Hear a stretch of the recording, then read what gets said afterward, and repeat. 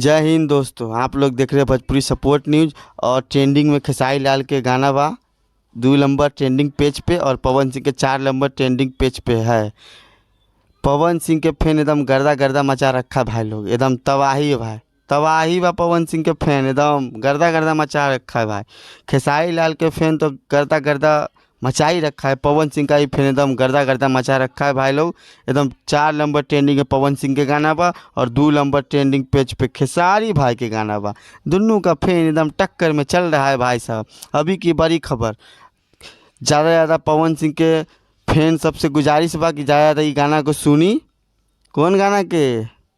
हमें मालूम नहीं है तुमसा कोई प्यारा कोई मासूम नहीं है। 1 नंबर ट्रेंडिंग पेज पे लाओ पवन भाई के सॉन्ग को। और खेसारी भाई का सॉन्ग तो एकदम 2 नंबर पे ट्रेंड पे बनाए हुआ। 3 नंबर पे पवन भाई का सॉन्ग आना चाहिए भाई लोग। एकदम गर्दा गर्दा मचावा जाके, एकदम तबाही सॉन्ग बा दुन्नू का दुन्नू, ठीक ना।